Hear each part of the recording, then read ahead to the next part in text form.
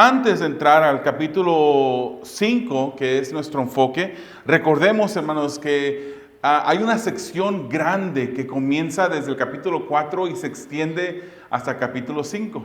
Y si damos un paso más atrás, recordamos que al ver la macroestructura o la estructura general de todo el libro, si damos un vistazo panorámico del libro de Efesios, vamos a ver que este se divide en ¿cuántos? Dos. Y la primera sección es del capítulo ¿qué? ¿Al capítulo qué? 1 al 3. Y obviamente entonces la segunda sección es del capítulo 4 al 6. En los primeros 3 capítulos vimos que el enfoque es altamente, ¿qué? ¿Lo dijo el hermano Luis? Es altamente doctrinal.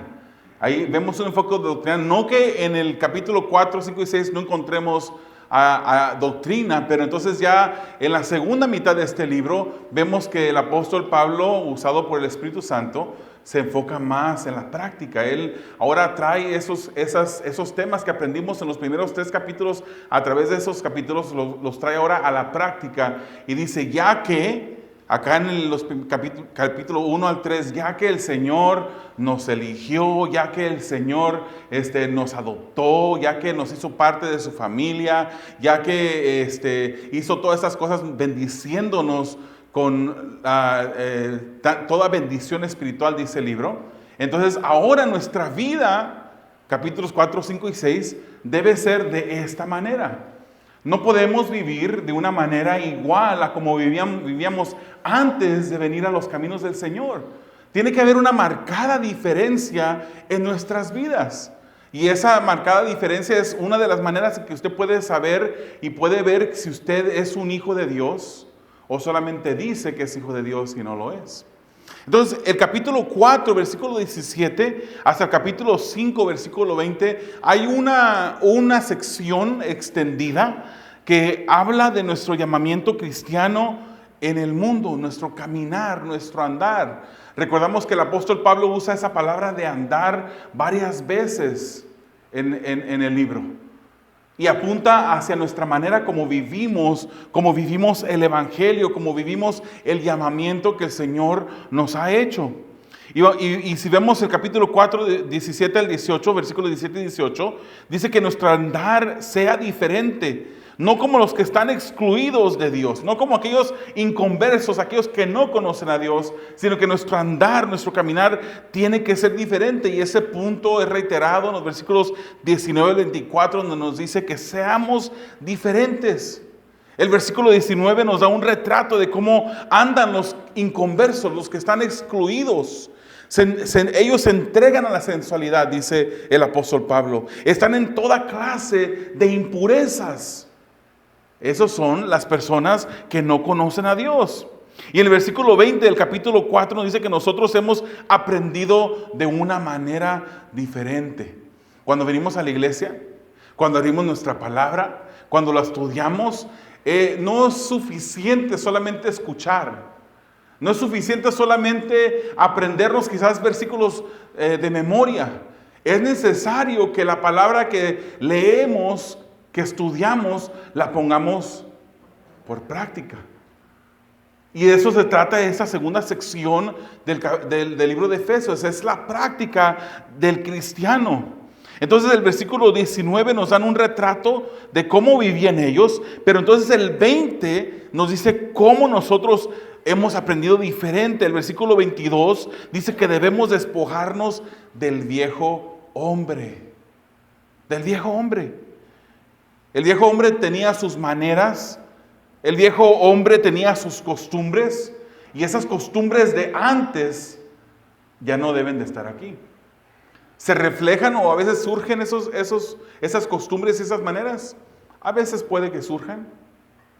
Nuestro caminar, nuestro andar no es perfecto.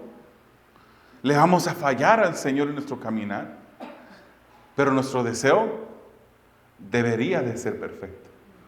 Nosotros deseamos serle perfectos al Señor, aun cuando de repente, hermanos, surja uno de esos atributos del viejo hombre que de repente salga, pero en ese momento usted clama al Señor, le pide perdón, se arrepiente y le ayuda, y le pide al Señor ayuda para que esa misma costumbre o esa misma manera de ser no se siga manifestando y que el Señor siga haciendo esa obra de santificación en nuestras vidas. Versículo 23 al 24 del capítulo 4 nos dice que debemos de ser renovados en el espíritu de nuestra mente, vestirnos del nuevo hombre que está a la semejanza de Dios. Y cuando dice la semejanza de Dios, usa 3 palabras ahí. Si usted se fija en los versículos 23 y 24, habla de justicia, habla de santidad, habla de verdad. Nuestro andar debe ser caracterizado por esas cosas, por santidad, hermanos. La palabra del Señor nos dice claramente que sin santidad nadie podrá ver al Señor. Obviamente no estamos hablando de perfección, porque si fuera perfección estaríamos todos perdidos. Mejor vámonos a nuestra casa, le decimos al pastor de la iglesia americana, gracias por su hospitalidad, pero nunca más nos volverá a ver aquí porque no hay ventaja, no hay opción, no podemos ser perfectos, pero debemos de buscar la santidad. Decíamos la semana pasada que este camino, después de haber sido justificados, declarados inocentes, comenzó el periodo de nuestra santificación. Fuimos salvos y estamos siendo salvos a través de este proceso en el cual nosotros tenemos parte. Al justificarnos, fue Dios el que lo hizo todo. Él nos declaró inocentes aun cuando éramos culpables. Pero nuestro caminar de santificación allí involucra nuestro actuar también en conjunto con el Espíritu de Dios y cómo el Espíritu de Dios usa la palabra para irnos transformando. Pero usted tiene que poner de su parte, ¿verdad? No podemos hacerle como aquel que anda buscando trabajo y esperando sentado allí a ver cuándo llega alguien a tocar a la puerta porque andan buscando trabajadores. No, esa persona se esfuerza, se levanta temprano, se va a las diferentes compañías a llenar aplicaciones, se mete en la computadora, empieza a llenar aplicaciones. Nosotros en nuestro caminar tenemos una responsabilidad de buscar esa comunión con Dios. ¿Lo estamos haciendo? Estamos haciendo lo que el Señor quiere que nosotros hagamos, buscar la semejanza a Dios cada día más, buscar su santidad, buscar su justicia. Estamos buscando esa verdad que el Señor quiere. ¿Andamos en verdad como el Señor quiere? ¿Es la verdad nuestro caminar? Versículos 25 al 27 nos dice y nos anima, hermanos, David, y usted póngale también ahí su nombre, dejemos falsedad, hablemos la verdad. Porque, y dice ahí, no demos oportunidad al diablo. Cuando nosotros hablamos falsedad, estamos dando oportunidad al diablo. Por eso dice el apóstol Pablo, hablemos verdad. Versículos 28 a 29, debemos de ser honrados. Debemos de ser íntegros, trabajando por lo nuestro y también trabajando para poder compartir. Qué bonito ese ejemplo de la iglesia apostólica, ¿verdad? Cuando dice la palabra del Señor que venían al Señor, o sea, conocían al Señor, se arrepentían, había arrepentimiento, había fe, venían a la iglesia, venían a los apóstoles y a los apóstoles entregaban todas sus posesiones. Entregaban todo. No crea que estamos hablando de eso porque le vamos a pedir que entregue usted su carro, lo que trae en su cartera, no. Pero tenemos que nosotros, dice aquí la palabra, trabajar por lo nuestro y también para compartir, ser honrados, ser íntegros. La integridad es muy importante en el andar cristiano. No podemos decir que estamos actuando como Dios quiere que actuemos y no ser íntegros. Que de repente nos encontremos, no sé, un paquete de dinero y al recogerlo lo levantemos y volteemos para el lado izquierdo, para el lado derecho, a ver qué voy a hacer para determinar qué acción voy a tomar. No puede ser, hermanos, que al momento de ir con el preparador de nuestros impuestos, de repente le digamos al preparador de impuestos, mira pues, ¿qué puedo hacer para que el gobierno no me cobre tanto? Y de repente el preparador de impuestos, que no es cristiano, le diga, pues mira, hay una persona que te puede prestar el seguro social de una persona que ya ni siquiera está aquí, está en México. Y lo puedes agregar y puedes reclamar que es tu dependiente para que el gobierno te favorezca. No podemos, hermanos, seguir actuando de esas maneras. Tenemos que ser íntegros en nuestra manera de actuar. Ahorita es un poquito más fácil escuchar eso, ¿verdad? Pero ya cuando viene ya el comienzo del año y de repente se viene la fecha en la que se van a vencer esos impuestos, pensemos, ¿cómo, Señor, es que yo te puedo honrar? Ay, pero es que me van a cobrar tanto. Pero vamos a honrar al Señor. Pero vamos a ser íntegros. ¿Cuánto cuesta ser íntegros? ¿Cuánto vale la pena para usted ser íntegros? ¿Los $100 extras que le van a mandar? ¿Los $500 que se va a ahorrar, que ya el gobierno no le va a quitar porque usted falsificó algo? Seamos íntegros. Que nuestra caminar sea un caminar de honradez, sin palabras obscenas. Que nuestras palabras, hermanos, sean palabras de edificación. En todo momento, no solamente aquí dentro de la congregación, nuestras palabras deben de ser de edificación. Nuestras palabras deben de ser de edificación cuando estemos afuera en el estacionamiento. Cuando estemos en la casa y de repente suene el teléfono y un hermanito nos llame. Nuestras palabras deben de ser de edificación.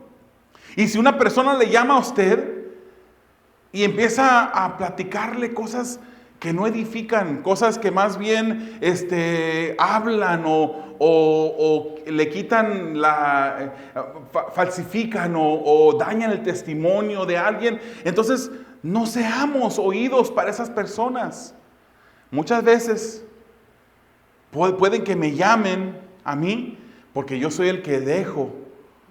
Y uno piensa, pues yo no estoy hablando, yo no estoy diciendo nada negativo, yo no estoy hablando en contra de mi hermano, pero está escuchando. Está dejando usted ser ese recipiente de esas palabras que no edifican, esas palabras que más bien critican, esas palabras de chisme que surgen, hermanos. A nadie aquí le gusta el chisme, yo sé. A nadie. Pero a veces entretiene a algunas personas.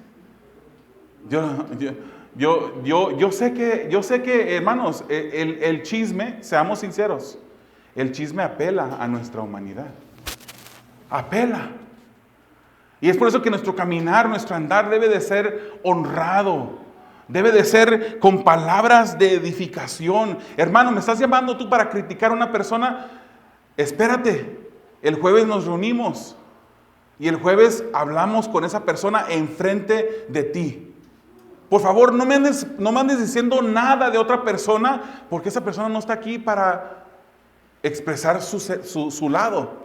No me hables de esas cosas. Mejor hablemos de palabras que edifican.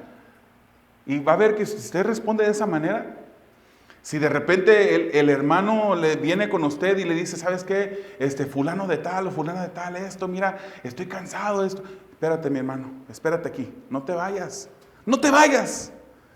Y luego voy con el hermano, no han hablado nadie de ti, ¿ok, hermano? Voy con el hermano, lo agarro al hermano, vengo con mi hermano, no porque nos vamos a ver aquí una pelea, como que si tuviéramos una pelea de gallos, donde ya le amarramos la navaja a un gallo y el otro gallo ya está bien afilado para ver la pelea. No, es para que hagamos lo que la palabra del Señor nos dice. ¿Tienes algo contra tu hermano? Ve con él, habla con él. Persiste tu hermano en esa misma acción que es ofensiva, trae un testigo. Persiste, llévalo a la iglesia. Ese es el formato. Estoy seguro Que si una persona viene a usted constantemente y está hablando con usted constantemente, dándole quejas a otra persona, y usted le dice, espérate mi hermano, que yo vi que el hermano llegó. De hecho está en el baño ahorita, pero ahorita sale, y en cuanto salga hablamos con él, tú y yo. Estoy seguro que esa persona va a dejar de estarle diciendo cosas que no son palabras de edificación. No debe haber palabras que no edifican. Los versículos 30 al 32 nos dice que no entremos en contrariedad con el Espíritu Santo de Dios. ¿Cómo entramos en contrariedad? Esos mismos versículos nos dice que debemos de dejar la amargura.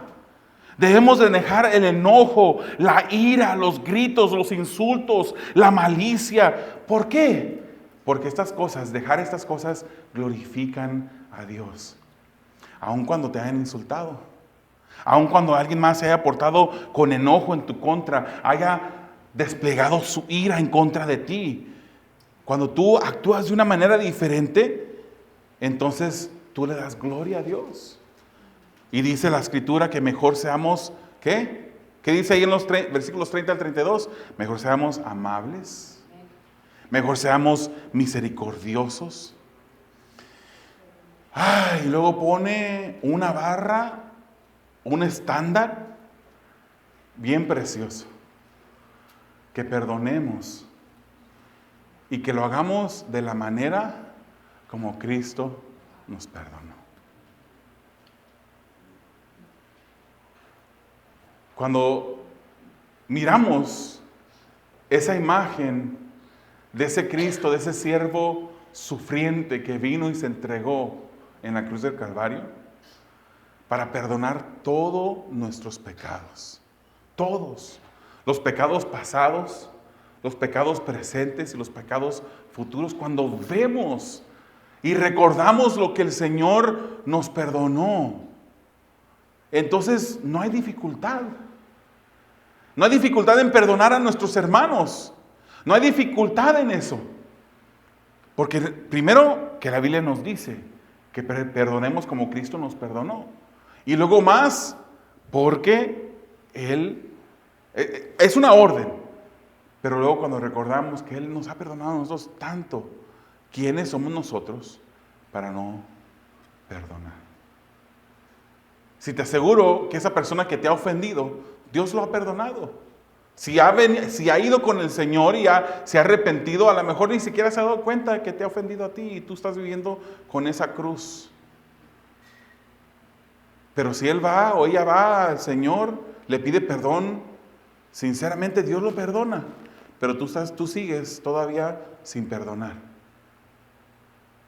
Y tú eres el que te estás carcomiendo, digámoslo así. Y tú eres el que estás diciendo, hermanos, cuando tú no perdonas, tú no lo dices verbalmente, pero lo que estás diciendo con tu manera de actuar es decir esto. Yo sé que Cristo lo puede perdonar y a lo mejor lo ha perdonado, pero yo no. Mi justicia es mayor que la de Dios. Lo podrá haber perdonado Dios, pero yo no lo perdono, porque yo exijo más que lo que exige Dios. Dios perdonó por medio de su Hijo. Dice la palabra en Isaías 53 que le plació al Padre aplastar a su Hijo y causarle dolor por nuestro bien. Ese sacrificio fue el que logró que Dios nos perdonara, el que nos libró de la ira de Dios. Y si Dios puede perdonar hasta el más vil pecador, ¿por qué no perdonar nosotros? ¿Quiénes somos nosotros para no perdonar? Entonces entramos al capítulo 5, versículos 1 y 2, donde nos dice que nuestro andar debe ser identificado por amor. Seguimos con este mismo tema de nuestro llamamiento, nuestro andar. Y vamos a estar yendo en este tema hasta el versículo 20. Nuestro andar debe ser identificado por el amor. Y así lo dijo Jesucristo, ¿verdad? En esto conocerán que son mis discípulos. ¿Cómo? Por la manera que nos amemos los unos a los otros. Hermanos, nosotros aquí en esta iglesia si nos comparamos a un club social o a otro grupo X, nosotros debemos de dejar en vergüenza a aquellos otros grupos por el amor con que nos amamos. Y cuando nos amamos, entonces dice el versículo 3 al 5, entonces no hay inmoralidad, no hay impureza, no hay avaricia, no hay obscenidades, no hay necedades, no hay groserías. Todas esas cosas son opuestas al amor. Y nuestro caminar debe ser caracterizado, debe ser identificado por el amor. Cuando no hay amor, hay inmoralidad, hay impureza, hay avaricia. Y la palabra del Señor nos dice que las personas que practican estas cosas, los que son inmorales, impuros, avariciosos, que usan de obscenidades, que son necios, que hablan groserías, dice la palabra del Señor allí en esos versículos 3 al 5, que estos van a entrar al cielo o no. ¿Cómo dice la Escritura? No entrarán al cielo los que practican estas cosas, los que viven continuamente en un estado sin arrepentimiento, usando de la inmoralidad, de la impureza, de la avaricia, de las obscenidades, de las necedades. Y luego vamos al versículo 6 al 14, donde nos dice que no participemos con los que están en tinieblas. ¿Por qué no? Porque ahora somos, ¿qué dice la Escritura? Ahora somos luz. No puede haber oscuridad en un cuarto donde esté encendida una luz. La luz no se puede mezclar con las tinieblas. Y por eso el apóstol Pablo nos dice que no participemos con las tinieblas. Somos diferentes, somos lo opuesto. No se puede mezclar, por ejemplo, el agua con el aceite.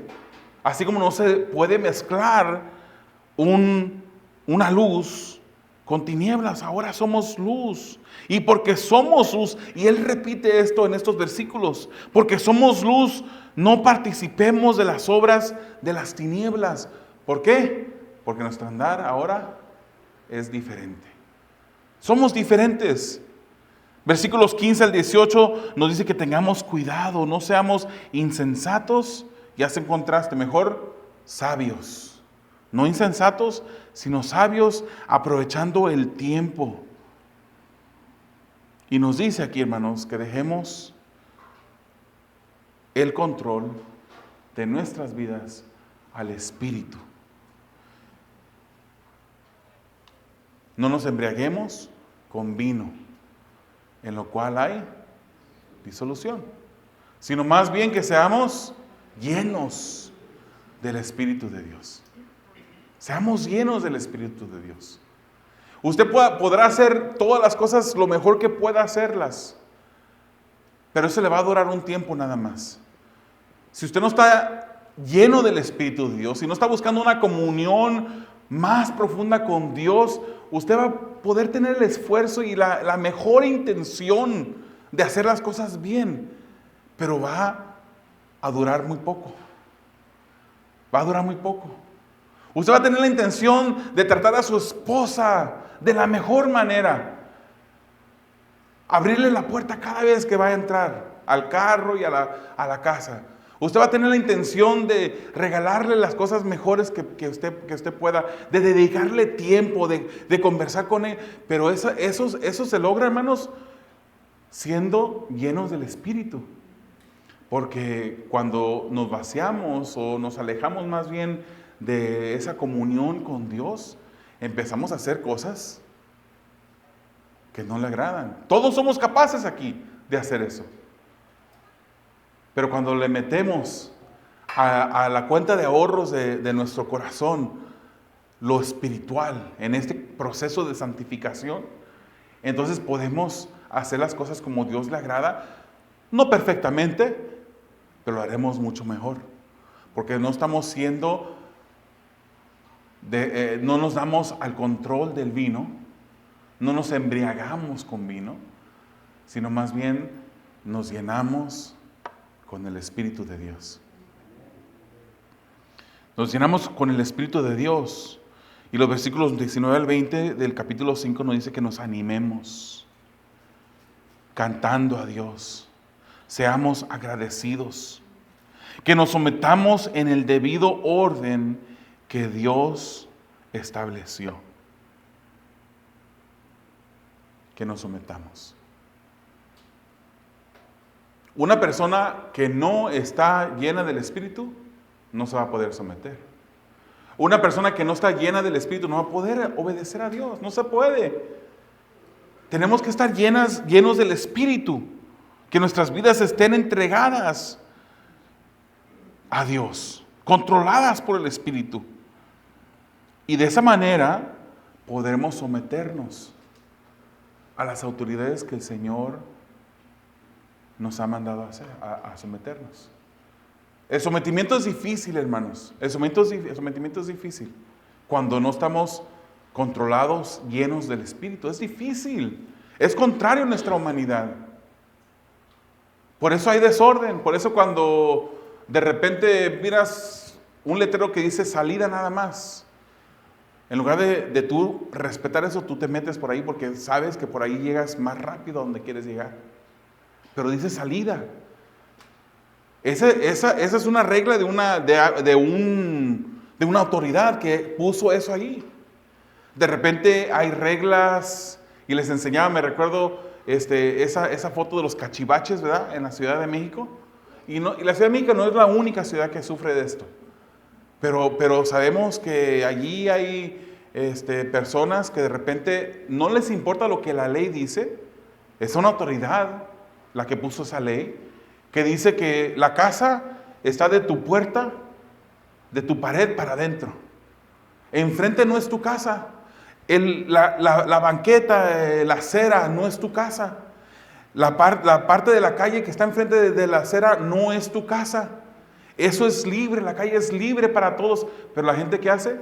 Agarra botes, agarra cajones, y los pone ahí y dicen, este es mi estacionamiento. Yo tengo más derecho a estacionarme aquí que tú porque yo vivo aquí. Y de repente hasta mandan y ponen estructuras de cemento con postes de fierro, con banderas para que cuando ellos se estacionan, pues los doblan para adentro, pero cuando ya se van a ir para guardar su estacionamiento, abren la banderilla así para que nadie más se va a estacionar allí. Ningún cristiano tiene una casa aquí en la Ciudad de México, ¿verdad?, que haga eso. Tenemos que estar controlados por el Espíritu. De esa manera podremos someternos. Entonces, qué interesante que el apóstol Pablo termine con este sometimiento del Espíritu para ahora entrar en diferentes relaciones. Y el capítulo 5, versículos 22 al 32, habla del andar del cristiano dentro del matrimonio. ¿Cuál es la práctica del cristiano dentro del matrimonio? Acaba de decir, tenemos que estar sometidos por el Espíritu de Dios, controlados por el Espíritu de Dios, llenos del Espíritu. Llenos del Espíritu. Entonces ahora nos dice que las esposas, versículos 22 al 24, se sometan a sus maridos como si lo estuvieran haciendo al Señor. Recuerda lo que hablamos en el Imperio Romano, en el tiempo cuando Pablo escribe estas cosas. Esto era novedad en el imperio. Pablo nunca dijo que a la mujer debía tratársele con la punta del pie. Nunca dijo que a la mujer se la agarraba del cabello y se la arrastraba como los cavernícolas. Más bien, el Imperio Romano miraba a la mujer como una propiedad del hombre. No al mismo nivel que un esclavo que estaba más abajo, pero la mujer era propiedad del hombre en ese contexto de la cultura romana. Fue cuando el apóstol Pablo viene y trae la enseñanza que el Espíritu Santo se la da, que la mujer entonces se mira que tiene el mismo valor, como Dios lo instituyó desde el principio. Pero entonces el pecado del hombre torció eso. Antes, en las épocas en la India, por ejemplo, en el África, se moría el esposo, y como el esposo se moría, para ellos ya la mujer no tenía ningún servicio. Ya no era necesaria la mujer. A la mujer se le quitaba la vida porque ya había muerto su esposo. Se enterraba, se quemaba viva con el cuerpo del esposo en ciertas culturas porque ya no tenían para qué vivir. Ya ha muerto el esposo. Pero ahora viene Pablo. Pablo le da el lugar a la mujer, usado por el Espíritu Santo, que debe de tener. Entonces aquí dice que si estamos dejándonos controlar por el Espíritu, a las esposas, dice que las esposas se van a someter a sus maridos. Se van a someter, ellas se van a someter. No el marido las va a someter. Ellas, porque están llenas del Espíritu, y ya que están llenas por el Espíritu, ya que tienen la posibilidad y la habilidad de someterse a su esposo, tienen la habilidad de someterse a su esposo porque están llenos del Espíritu. Si a usted, hermana, se está haciendo difícil, y voy a cerrar mis ojos porque no quiero que nadie diga, debería de yo predicar con una venda, ¿verdad? En los ojos, para todo lo que estoy diciendo. Pero si a usted, hermana, se le está haciendo difícil someterse a su esposo, es posible que no está siendo llena del Espíritu como debería estar llena del Espíritu.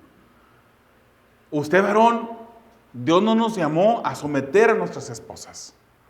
De hecho, si usted decide someter a su esposa, usted está haciendo algo que la Biblia no le manda a hacer. Esta enseñanza es directamente para las hermanas casadas. Esas hermanas deciden someterse. Y esta palabra sometimiento, le dijimos en el original, es un verbo, obviamente como también en el español, pero el griego, hermanos, es un lenguaje tan detallado, tan específico. La clase más difícil que yo tuve en toda la maestría de divinidad. La clase más difícil. En el original dijimos que este verbo está en la voz media. Y en el griego hay 3 diferentes tipos de voces para los verbos. Está la voz pasiva, está la voz activa y la voz media. El sometimiento que está hablando aquí está usando la voz, está escribiendo la palabra sometimiento como se escribe el verbo medio. No pasivo. Si fuera pasivo, entonces podríamos decir que usted, varón, si pudiera someter a su esposa. Si estuviera activo, todavía tuviéramos también la posibilidad de decir eso. El pasivo es cuando una persona es recipiente de una acción, de la acción del verbo. Eso es pasivo. Activo es cuando yo estoy ejecutando ese efecto de la acción hacia otra persona. Pero cuando es medio, una voz media, es que yo estoy haciendo la acción y también recibiendo el efecto a la misma vez de esa acción. Por eso que decimos, sometámonos los unos a los otros. Y luego habla de las mujeres, sométanse a su esposo. Usted decide, usted es la que toma la acción. Y usted es la recipiente de la acción que usted misma comenzó, porque está en la voz media. ¿Está claro? Y nos sometemos los unos a los otros, hermanos, no porque entonces también el hombre tiene que someterse a la mujer, así como la mujer se somete al esposo. Aquí el apóstol Pablo está hablando de un orden establecido por Dios. Hay diferentes cosas que Dios ha establecido. Si dijéramos, entonces, es que la Biblia dice, sométase unos a otros, también el esposo tiene que someterse a la mujer. Y en un tiempo, hermanos, yo llegué a decir eso, hace algunos 15, 20 años. Ay, dice ahí, sométanse los unos a los otros. Pero no es lo que el apóstol Pablo quiere decir aquí. El apóstol Pablo nos está diciendo que en el orden específico de la cual estamos hablando, debe de haber sometimiento de una persona hacia otra. Si dijéramos, todos se someten a todos, entonces también tenemos que usar eso en el contexto de los hijos y decir, los padres también se tienen que someter a los hijos. Y también tendríamos que usarlo en el contexto del trabajo.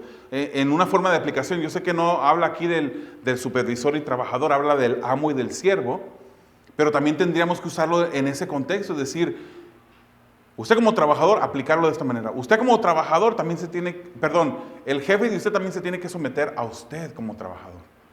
Y no es lo que el apóstol está diciendo así, le dice a las esposas que se sometan. Ellas deciden hacerlo y son las recipientes de la acción, y dice que se sometan como si lo estuvieran haciendo al Señor. Y al final sí, porque si Dios estableció este orden, no porque la mujer es menos importante, no. Pero Dios es la manera que es lo que Él estableció. Entonces usted decide obedecer a Dios. Y cuando se somete a su marido, usted se está sometiendo como al Señor. Como si estuviera sometiendo al Señor, porque usted está siendo obediente. Esto no es que usted es menor que su esposo. Dios mismo en la Trinidad.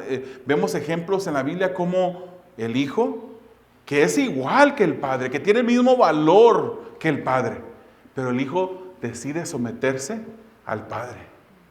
Y el Espíritu Santo se somete al Hijo. Porque hay un orden que Dios ha establecido. Ahora los maridos. También recordemos, estamos repasando, a los maridos se nos da varias encomiendas. Del 25 al 31 vemos lo que el Señor le dice a los maridos. Los maridos debemos de amar a nuestras esposas. Amar. Debemos de santificarlas, así como Jesucristo santifica a su iglesia. Purificarlas. Lavarlas. Esos verbos que están ahí, no están ahí nada más por equivocación.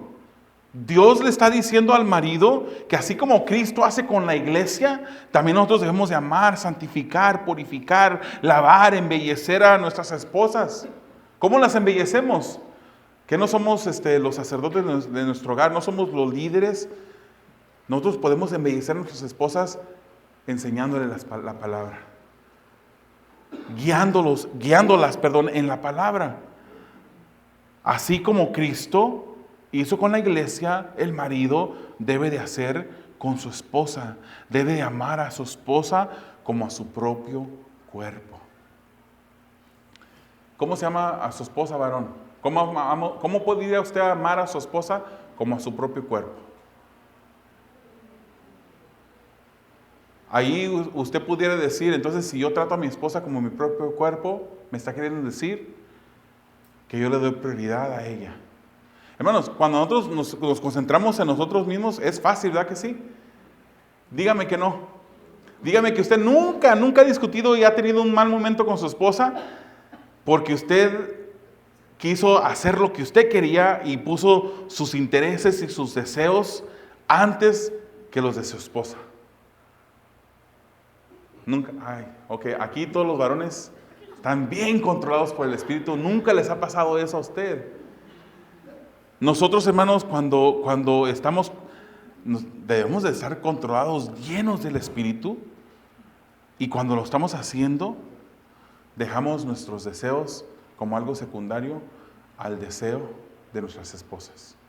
Miramos la necesidad de nuestras esposas antes de mirarnos. ¿No es lo que hizo Jesucristo con su iglesia? No dejó el todo, dejó riqueza, dejó la gloria, dejó el cielo por humillarse y venir a tomar un cuerpo humano. Esa es una humillación. Eso denota humillación. El Dios eterno, Jesucristo, justo, santo, perfecto, decide nacer a través de la Virgen María, tomando un cuerpo humano. Y no solamente eso, porque si hubiese nacido Jesucristo y nos hubiese enseñado una buena manera de vivir, hubiese sido igual que cualquier otro profeta o cualquier otro hombre bueno de buenas enseñanzas. Sino que Él no solamente se humilla en un cuerpo, sino que entrega su vida en la cruz del Calvario por el bien de la iglesia, por el bien de aquellos que Él salvaría. Por eso lo hizo. Él lo entregó todo. Como esposos, tengo un argumento en contra de ustedes, hermanas. Jesucristo o la palabra nos pone una, vamos a decirlo, carga, por falta de otra mejor palabra en este momento. Nos pone una carga más pesada que a las mujeres. Y no, en realidad no es carga, porque lo que debemos de hacer es estar llenos del Espíritu. Y cuando estamos llenos del Espíritu, esas cosas empiezan a funcionar más fácil. Se nos da más fácil el poner nuestras necesidades después de las necesidades de nuestras esposas. Entonces, hagámoslo como Cristo lo hizo. Dice el cierre de este pasaje sobre el matrimonio, en el versículo 32, dice que el marido ame a su esposa y que la esposa respete a su marido. El marido siente que es respetado el marido siente que es amado cuando su esposa lo respeta. Y la mujer siente que es respetada cuando su marido la ama. ¿Correcto? Capítulo 6. Seguimos con esa misma idea, no la soltemos, llenos del Espíritu. Un hijo, ahora va a hablar del versículo 1 al 4 sobre los hijos. El andar de un hijo cristiano. Un hijo cristiano que está lleno del Espíritu, entonces va a honrar a sus padres. El andar de un hijo cristiano ante sus padres terrenales es muy específico. Dice: hijos, obedecer a vuestros padres en el Señor, porque esto es justo. Honra a tu padre. Hay una repetición de uno de los 10 mandamientos de la ley moral, que dice: honra a tu padre y a tu madre, que es el primer mandamiento con promesa para que te vaya bien y para que tengas larga vida sobre la tierra. Versículo 1 al 3 habla hacia los hijos y la responsabilidad que los hijos deben de tener con los padres. Si están llenos del Espíritu como hijos, se nos hará más fácil. Pero entonces los padres, y vosotros padres, no provoquéis a ira a vuestros hijos, sino criadlos en la disciplina e instrucción del Señor. Tenemos responsabilidad, no de someternos a nuestros hijos, pero de tratarlos como Dios manda que los tratemos. Y ya avanzando, hermanos, ya estamos llegando al final, versículos 5 al 9 del capítulo 6, habla de esos amos y de esos siervos. Obviamente que ese es la esclavitud, habla de esclavitud. La esclavitud en el tiempo de Pablo era algo normal, habían esclavos. Y el que Pablo hable de los esclavos de esta manera, él no está diciendo que estaba bien que se hiciese, simplemente está tratando con una realidad de la cultura en ese tiempo. Si lo traemos a nuestros días, podemos aplicarlo en la manera de usted como trabajador en su trabajo. Todos tenemos supervisores en nuestros trabajos y todos debemos de someternos a nuestro supervisor. Los siervos, o en este caso en la aplicación, los trabajadores obedecen a sus supervisores, y dice la Escritura que lo hacemos de buena voluntad. No pateando, ¿verdad? Como lo hacía el Chavo del 8, ¿se acuerdan? Cuando pateaba, estaba enojado y pateaba. No así. Lo hacemos de buena voluntad, porque lo estamos haciendo, hermanos, porque somos representantes de Jesús. Damos buen testimonio de Dios. Por eso lo hacemos. Y al final termina el apóstol Pablo de los versículos 10 al 20 hablando de esa armadura que Dios ha provisto para nosotros. Y algo muy interesante que dice aquí es: para cuando llegue el día malo. No dice por si llega el día malo, es para que tengas esa armadura para cuando llegue el día malo. Porque va a llegar. Tenemos una lucha espiritual que librar. Nuestra lucha no es contra mi hermano. Su lucha no es contra mí. Nuestra lucha es contra... Exacto. Amén. Entonces Dios nos ha dado el cinturón de la verdad. Y nos dice que nos ciñamos con eso, que nos pongamos la coraza de justicia. O sea, ahí está hablando de verdad, está hablando de justicia. Ya está, es como una repetición de lo que ya el apóstol Pablo dijo, ¿verdad? Que nuestro hablar debe ser, nuestro andar debe ser caracterizado por la verdad, por la justicia. Dice que hay calzados también en el versículo 15 de las sandalias del Evangelio, el escudo de la fe. Todos esos, hermanos, son herramientas defensivas, incluso el casco de la salvación. Y luego también se nos ha dado la espada del Espíritu, que es la palabra de Dios, la herramienta ofensiva, ¿verdad? Eso nos dice que nosotros como cristianos, hermanos, no nos vamos a amedrentar delante del enemigo. No vamos a decir, vamos a escondernos para librarnos de la batalla. No, debemos estar al frente de la batalla con la palabra. Es bueno que oren, hermanos. Y debemos de hacerlo porque es lo que el Señor quiere que hagamos. Y debemos ser obedientes a Dios. Pero yo pusiera un peso más fuerte en la palabra. La palabra es la que te va a santificar. La palabra es la que te va a purificar. Por eso Jesucristo dijo, santifícalos en tu verdad. Tu palabra es verdad. Versículos 21 al 24 terminamos leyéndolos. Pero a fin de que también vosotros sepáis mi situación y lo que hago, todo os lo hará saber Tíquico, amado hermano y fiel ministro en el Señor, a quien he enviado a vosotros precisamente para esto, para que sepáis de nosotros y para que consuele vuestros corazones. Paz sea a los hermanos y amor con fe de Dios, el Padre y del Señor Jesucristo. La gracia sea con todos los que aman a nuestro Señor Jesucristo con amor incorruptible. ¿Cómo dice su escritura? Entrañable. Amor entrañable. Inalterable. Amén. Dios eterno, te damos a ti gracias. Gracias, Señor, por estos meses en los cuales, Señor, tú nos permitiste dar este repaso a este libro que tiene tanta doctrina, tantas maravillosas revelaciones de tu Espíritu Santo a través de estas escrituras, de cómo tú nos has adoptado, Señor, de cómo tú nos has unido como un solo cuerpo, cómo nos has sellado con tu Santo Espíritu, nos has bendecido con toda bendición espiritual.